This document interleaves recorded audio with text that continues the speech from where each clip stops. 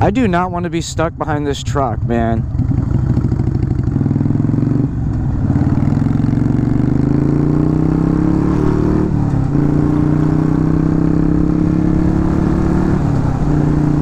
Was not trying to be stuck behind that truck, man. This is a one-lane road for quite a long time.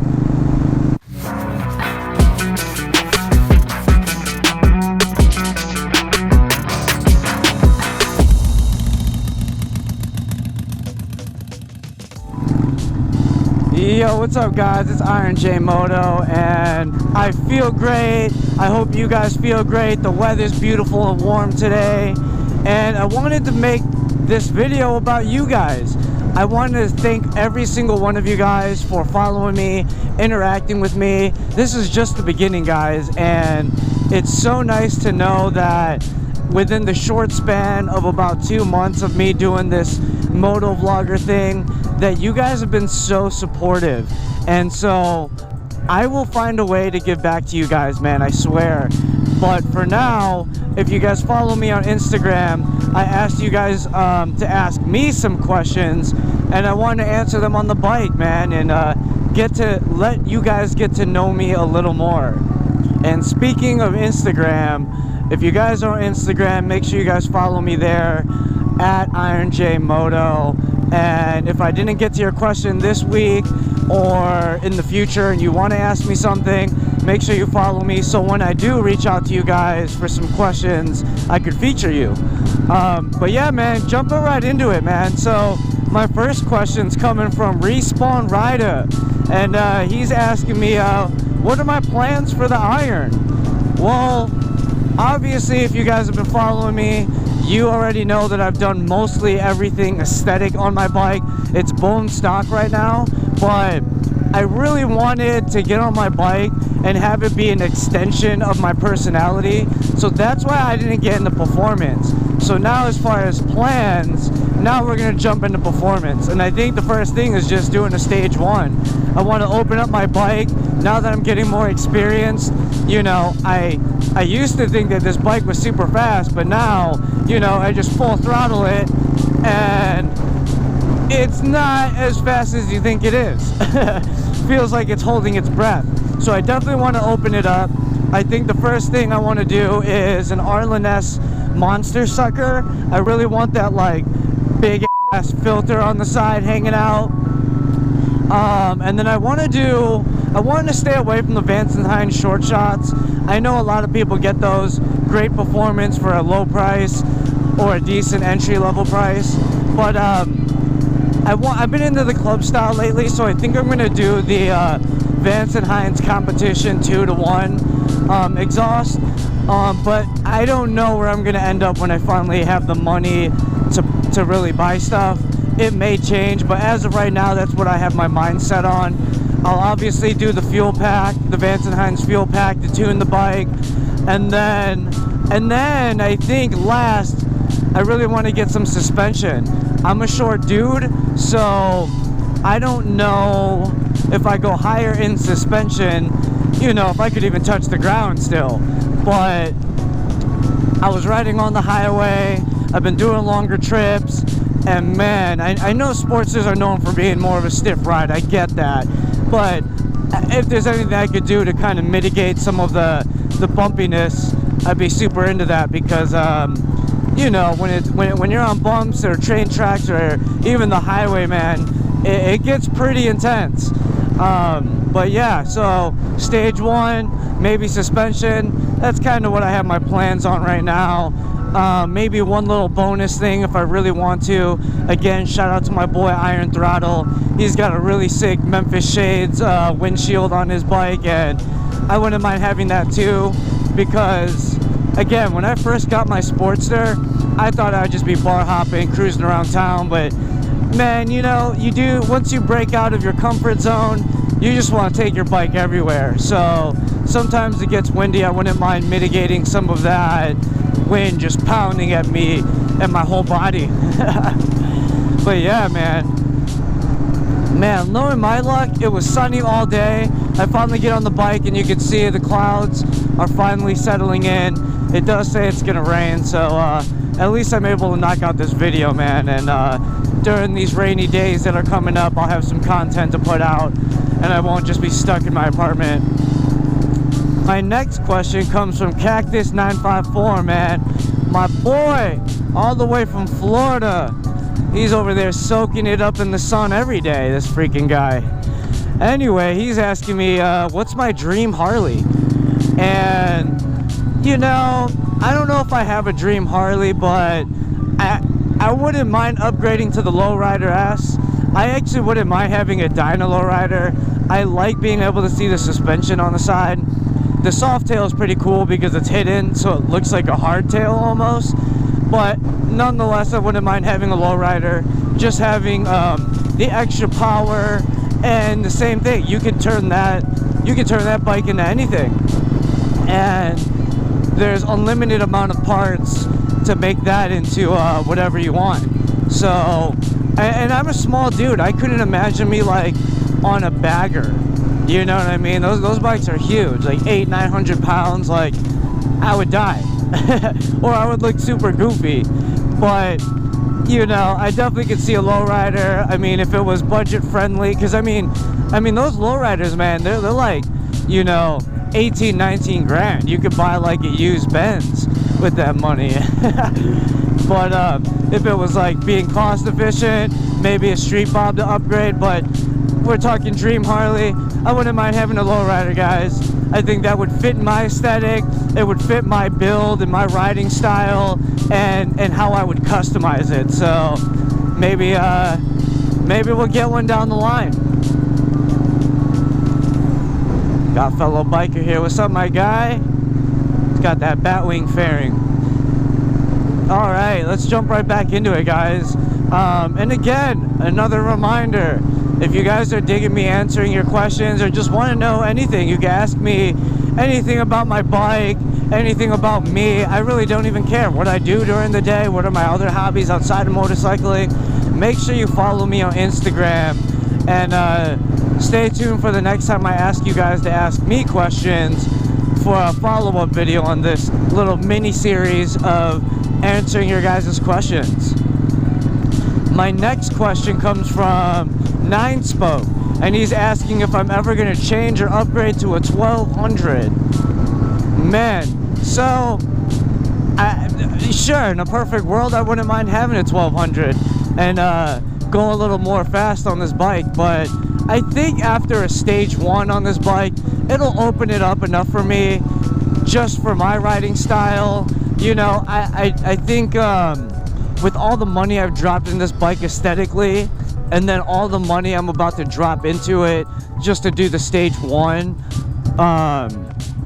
you know, it's almost like to drop another 1200 and other upgrades just to do the 1200 cc upgrade. I might as well just buy a new bike, you know.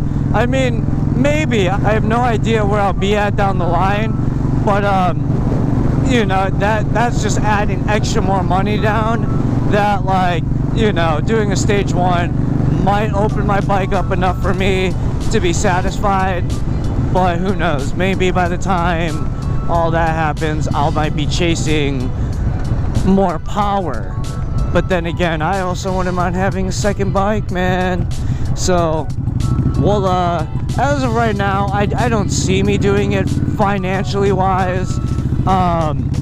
Just because, you know, I wouldn't mind having a second bike to the garage, man. Be sick. But I have seen a lot of YouTube videos of people who've done that 1200, 1250, or like 1275 upgrades, and they seem pretty happy. So listen, if I have the extra money after I do the stage 1, I will do a 1200. But thinking about it right now, it just seems like so much money. But yeah, man, on to the next question, guys. I got a question from my boy Sportster Swag, asking me about what is my GoPro helmet setup. Alright, guys, I get asked this question a lot. I wanted to keep it simple and make it so everything was all inclusive in my helmet. I put a GoPro in, I hit record, I'm done.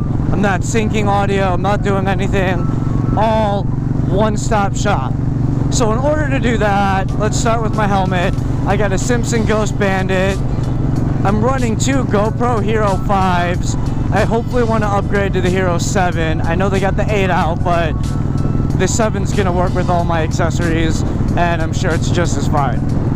I got a GoPro mic adapter that you need in order to get microphone signal into the GoPro. And then I also got a giant Squid lavalier mic. And the reason why I got this microphone, guys, opposed to the Purple Panda that everyone always loves getting, is that with the Purple Panda, you have a TRRS, and then they give you an adapter that converts the TRRS into a TRS connection that would then go into your GoPro mic adapter. I don't want an extra adapter just to get into another adapter. And then that's just another point of connection that if something goes wrong, you gotta troubleshoot. Is it the microphone? Is it the adapter? Is it the mic adapter? Like, it's just too much. So, and the connection with that Purple Panda adapter, or most lavalier mics, is it's a straight connection. I wanted a connection that was 90 degrees. So when I plugged it in, it would come down, or I could angle it better into my helmet, and it wouldn't stick straight out, and then I'd have wires that just flew out. So the giant Squid, guys, comes with the TRS, and it comes with a 90-degree connection point. So that was a huge selling point for me, and that's why I wanted it. I know the Purple Panda comes with a bunch of accessories. It's like 30 bucks, and for just this microphone only, the giant Squid, it was like 40 bucks or so, but it's well worth it, guys. Come on, 10 bucks extra for a little bit more easeability. And then I ordered on Amazon. Actually, I ordered majority of this stuff on Amazon. I'll do you guys a favor, and I'll put links in the description below. I also used one of those cat fuzzies to mitigate all the wind noise. Trust me, guys, if you don't have that, all you're gonna get is a bunch of wind noise that it just sounds terrible. So I'll include a link, guys. It goes right over the lavalier mic. It's perfect. And then as far as the GoPro mounting, all I'm using is, well, first I mounted a GoPro quick clip, or the mounting thing, onto my helmet, and I use Sugru. And Sugru is amazing because all you do is, it's like molding Play-Doh. It's super clean. You stick it on your helmet, or you stick it on the clip, you squish the clip to your helmet. I use the toothpick to just cut the excess Sugru off, and it comes in black, so it looks really clean, man. It looks professional. The only other thing is that it's gonna be permanent, so if you don't mind it being permanent, you know, it's a good option.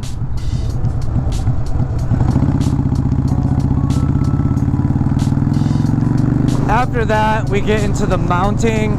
I have a J-hook GoPro mount that hooks in here. I don't know if you guys can see it, but it goes down and hooks up, so I could then hook my GoPro on top of that. So you can hook your GoPro on it, but it won't come back for the angle to be more up. So I bought a really tiny straight arm GoPro extension arm, and so it's the J-hook, the GoPro extension arm, and then the GoPro. So it's a really simple setup. I really want it to just be right at my chin, nothing extra hanging off the sides or anything. And then yeah, I think that's pretty much my GoPro rig. I mean, I put the GoPro in there, I hit record, audio is going directly into the GoPro. It's mounted securely right at my chin. Alright, so for my next question, it's from Iron Y883, man. He's asking, will I ever switch the forward controls? That's an interesting question. So my boy Brandon has the 1200 with forward controls, and I've never been on forward controls. So maybe I'll ask him if I could ride his bike, and he'll let me try the forward controls. Brandon, if you're watching this, let me ride your bike, dude. But So I don't know if I can answer that question properly, but I'm going to answer it in the sense of I do enjoy mid controls. I am a shorter dude.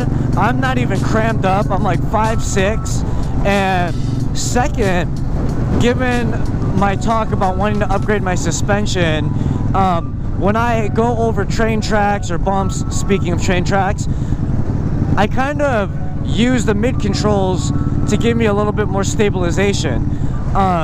If I had forward controls, I would basically, you know, being a shorter dude, would have to take that bump and just fly up into the air. And honestly, I don't even know if I could reach forward controls. I'm so short. I mean, I guess I'm not that short, but I mean, yeah, I guess I'll just have to try forward controls on my boy's bike and maybe come back with an answer. But for now, I'll just say that I love mid controls. I feel comfortable and stable, and yeah, man. Alright guys, that's gonna wrap up this episode of questions. Again, follow me on Instagram for the next round of questions.